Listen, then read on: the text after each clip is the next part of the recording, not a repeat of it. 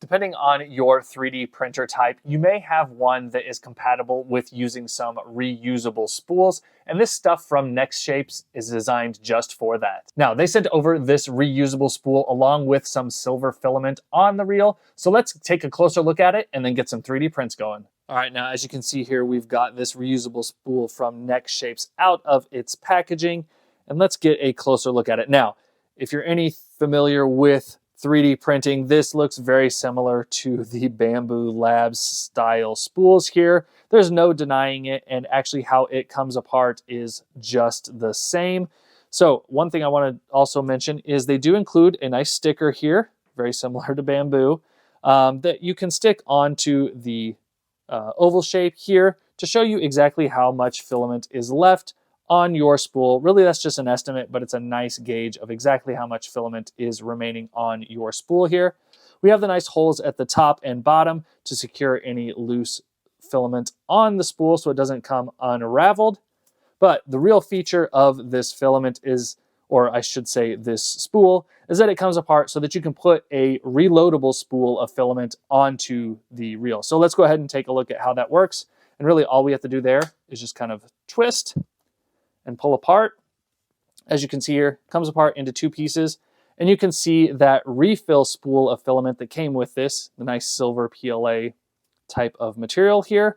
They've got it nice and secured with these straps. You want to make sure you don't take those off until you are ready. Otherwise, this will come flying out and unreal, and you'll have a bit of a headache trying to get that resolved. But filament does fit onto the spool here. As you can see here on the one side, we have a little notch, and that's going to line up right here with this tab on the other side. So if we had an empty spool here of filament, we can line up this notch with the tab on the bottom, just like this.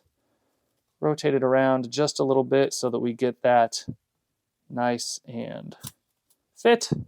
We don't have any gap there in between. Fits nice and snug. We're going to take this spool, pop it back into place, and give it a nice twist. And it snaps right back into place, and we're good to go reload this on our 3D printer. Now, let's go ahead and take these straps off, get this onto the printer, and get some prints going. So I had some time to make a couple test prints, and up first here, of course, is a benchy. Looks really nice here in this silver filament from NextShapes. Really a nice looking print, if I do say so myself. No custom settings or anything like that needed for using this filament in my Bamboo Labs P1S. Taking a look here to see if we can see a hull line. That is a pretty common feature of these benchy prints. And really it blends in very nicely with this filament. Just really happy with the quality so far here. Now the next print up obviously is that Quackadile that I always use with my filament tests. And again, really happy with the quality here. A really nice sheen with this silver.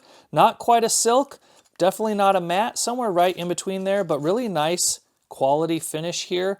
Really like how this looks, kind of a satiny look to be honest, but really happy with the look and turnout of this NextShapes filament here. So a bit of a metallic look with the silver, which I like. Sometimes you'll get more of a gray color with silvers, but this silver looks really nice. So again, this was a refill spool here, so you've got some versatility with your use of this, and I really like the, reduced waste and things like that with a reusable filament spool.